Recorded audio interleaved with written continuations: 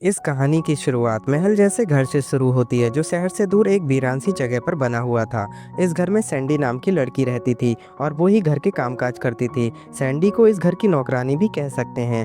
इस घर में बिंसा नाम की लड़की भी रहती थी जो हमेशा घर में खुद ही तोड़फोड़ करती। उसके बाद अपनी माँ मरियम को बुलाती और फिर तोड़फोड़ का सारा इल्जाम सैंडी पर लगाती। सैंडी को परेशान करके बिंसा को बेहद मजा आता था। बेचारी सैंडी दिन में तो घर के काम करती और रात को भी उसे घर के काम करना पड़ता था। हमेशा की तरह सैंडी आज रात भी घर के काम कर रही थी। इसी बीच कोई पीछे से उसे धक्का मारता है। सैंडी भागने की कोशिश तो करती है लेकिन मरियम की दोनों बेटियां उसे पकड़कर मारने लगती हैं। मरियम की एक बेटी का नाम बिंसा था जिसे आप पहले ही देख चुके हैं। दूसरी का नाम नैन्सी था और उसी भी सैंडी को परेशान करने में बहुत मजा आता था।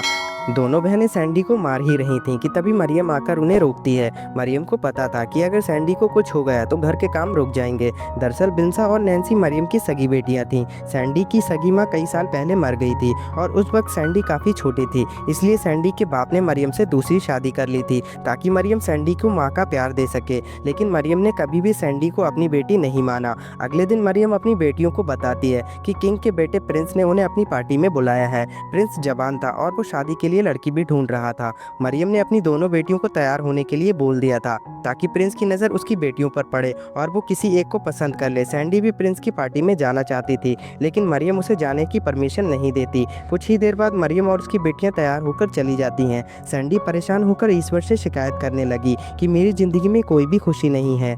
ईश्वर से शिकायत करने के बाद वो फिर से घर के काम करने लगी और इसी बीच दरवाजे पर आहट होती है। सैंडी जब दरवाज़ा खोलती है तो उसके सामने तो कोई नज़र नहीं आता लेकिन पीछे एक औरत नज़र आती है। ये औरत सैंडी से कहती है कि मेरा नाम देवी है और मैं तुम्हारी ज़िंदगी में खुशी भरने आई हूँ। मैं तुम्हें पार्टी में भेजूंगी ताकि तुम भी प्रिंस से मिल सको। इतना कहकर वो जादू करती है और देखते ही देखते नए ज़माने के लोग पेश होने लगते हैं। ये लोग मेकअप वाले, कपड़े बनाने वाले और हेयर स्टाइल वाले थे। देखते ही देखते इन लोगों ने सैंडी को पूरा तैयार कर दिया था। इसके बाद देवी फिर से जादू करती है और नए जमाने की गाड़ी के साथ साथ गाड़ी का चालक भी पेश कर देती है। देवी सैंडी को बताती है कि मेरा जादू आधी रात तक ही काम करेगा, इसलिए आधी रात के बाद तुम्हें हर हाल में वापस आना होगा। सैंडी को सब समझाकर वो उसे प्रिंस की तरफ भेज देती है। उधर प्रिंस के महल में काफ़ी चहल पहल थी। प्रिंस पहले सभी मेहमानों का स्वागत करता है और फिर पार्टी शुरू करवाता है। मरियम की दोनों बेटियों को ना तो खाने की तमीज़ थी और ना ही बात करने का सलीका था। मरियम दोनों की हरकतें देखकर इतना गुस्सा होती है कि वो दोनों को बहुत डांटती है। जल्दी ही नैन्सी प्रिंस के पास जाकर उसे बात करने लगती है। वो प्रिंस का दिल जीतना चाहती थी ताकि प्रिंस उससे शादी के लिए पसंद कर ले। बातें करते हुए वो प्रिंस का मूड बनाने की कोशिश करती है लेकिन प्रिंस बहाना बनाकर वहां से चला जाता है। एक आदमी प्रिंस को जापानी लड़की से मिलवाता है मगर ना तो प्रिंस को नैन्सी पसंद आई थी और ना ही जापानी लड़की। दूसरी तरफ सैंडी की गाड़ी भी प्रिंस के महल तक पहुंच गई थी। गेटमैन रॉक्सी नए जमाने की गाड़ी देखकर हैरान हो गया था। वो सैंडी को राजकुमारी समझ रहा था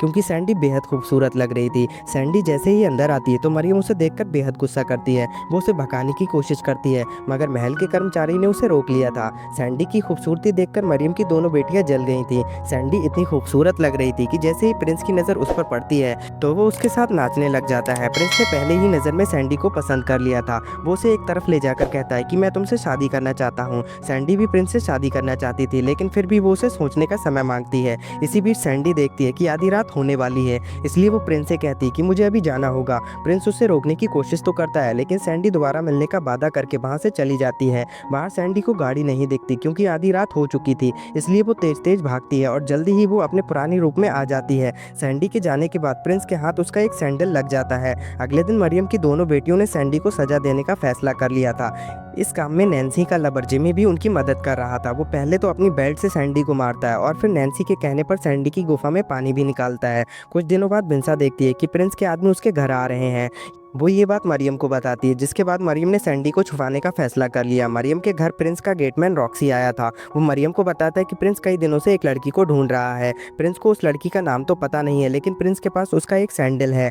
रॉक्सी की बात सुनकर मरियम सब समझ गई थी। प्रिंस उसी लड़की से शादी करेगा जिसके पैर में सैंडल फिट आएगा। उसके कहने पर नैन्सी सैंडल पहनने की कोशिश करती है लेकिन उसका पैर सैंडल से बड़ा था। इसी बीच रॉक्सी अपने साथियों के साथ पानी पीने चला जाता है। नैन्सी का सैंडल फिट नहीं आता जिसके बाद बिंसा कोशिश करने लगती है। इसी बीच मरियम एक चाकू उठाकर उससे कहती है सैंडल तुम्हारे पैर में पूरी तरह फिट नहीं है, तुम अपनी एक उंगली काट डालो ताकि सैंडल पूरी तरह फिट आ जाए। लालची बिंसा भी हर हाल में प्रिंस से शादी करना चाहती थी, इसलिए वो अपने पैर की उंगली काटने लगी। तभी रॉक्सी आकर उसे रोकता है, लेकिन बिंसा ने तो उंगली काट डाली थी। रॉक्सी सब समझ गया था कि ये लड़की ज़बरदस्ती सैंडल पहनने की कोशिश कर रही है, इसलिए वो सैंडल लेकर चला जाता है। रॉक्सी के जाते ही मरियम सैंडी के पास आती है और सैंडल का सारा गुस्सा उस पर उतार देती है। देर रात को सैंडी फिर से ईश्वर से शिकायत कर रही थी और देवी ने उसकी शिकायत सुन ली थी। वो जल्दी से उसके पास आकर उससे उसकी उदासी का कारण पूछती है। सैंडी उसे सब बताती है कि उसके साथ क्या क्या हुआ है, जिसके बाद देवी उससे कहती है कि तुम्हें पापियों को सजा देनी होगी। पहले तो सैंडी मना करती है क्योंकि वो किसी से लड़ नहीं सकती थी,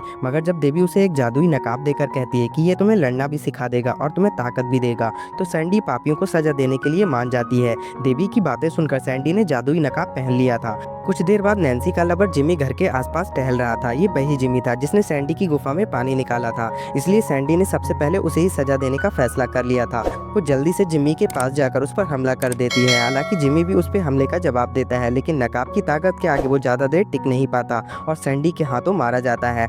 सैंडी ने जादुई नकाब की मदद से एक पापी को मार दिया था। उधर नैन्सी अपनी बहन बिंसा के पास बैठी थी, दोनों बातें कर रही थी कि इसी बीच नैन्सी को बाहर से आवाज़ सुनाई देती है। ये आवाज़ सैंडी ने निकाली थी ताकि वो दूसरे पापियों को भी सजा दे सके। आवाज़ सुनकर जब नैन्सी बाहर आती है तो सैंडी उस पर टूट पड़ती है। सैंडी भी उसका मुकाबला करने की कोशिश करती है, मगर वो भी उसके हाथों मारी जाती है। अगले दिन बिंसा नैन्सी के कमरे में आती है तो उसे बिस्तर पर दो इंसानी आंखें दिखाई देती हैं। उसकी चीख सुनकर जब मरियम आती है तो वो भी आंखें देखकर डर जाती है। ये आंखें नैन्सी की थीं और दहशत फैलाने के लिए सैंडी ने यहाँ रखी थी। कुछ देर बाद जब बिंसा नैन्सी को ढूंढ रही थी तो उसे घर के बाहर उसकी लाश नजर आती है। जल्दी ही मरियम ने बिल नाम का जासूस बुला लिया और वो आते ही नैन्सी की लाश देखने लगा। मरियम को पुलिस पर यकीन नहीं था, इसलिए उसने बिल को बुलाया था। बिल ने पहले भी उसके लिए काम किए थे, इसलिए बिल पर पूरा यकीन था।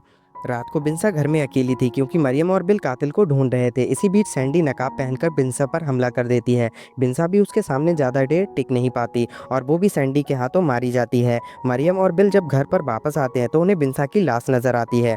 बिंसा की लाश देखकर मरियम बेहद गुस्से में आ गई थी। दोनों ने कातिल को मारने का फैसला कर लिया था, इसलिए दोनों ने गन्स उठा ली थी। दोनों अब पूरे घर में कातिल को ढूंढने लगे और इसी बीच सैंडी बिल पर हमला कर देती है। बिल के पास गन थी, इसलिए वो गोली चलाता है। उसकी चलाई गोली सैंडी के कंधे को छूकर चली जाती है। वो जख्मी सैंडी के पास आकर कहता है और नकाब हटाता है। वो सैंडी को पहचान कर कहता है, मरियम के कहने पर मैंने तुम्हारे बाप को मारा था क्योंकि मरियम उसकी पूरी दौलत पाना चाहती थी। आज मैं तुम्हें मारकर तुम्हें भी तुम्हारे बाप के पास भेज दूंगा। इतना कहकर वो साला जैसे ही उसे मारने लगता है तो सैंडी उसके डंडे पर हमला कर देती है। इसके बाद वो उस पर इतने हमले करती है कि वो साला तड़प तड़प कर मर जाता है। अब घर में सिर्फ मरियम ही जिंदा बची थी और सैंडी उसे भी ऐसी ही मौत देती है जिसे देखकर किसी की भी रूह कांप जाए। सौतेली बेटी ने आज अपना गंदा परिवार खत्म कर दिया था। कहानी के आखिर में सैंडी प्रिंस के पास पहुंच जाती है और उससे शादी कर लेती है। इसी के साथ इस कहानी का एंड हो जाता है। आई होप आपको एक्सप्लेनेशन अच्छा लगा होगा।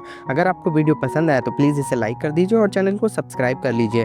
मैं मिलता हूँ आपसे अगले वीडियो में।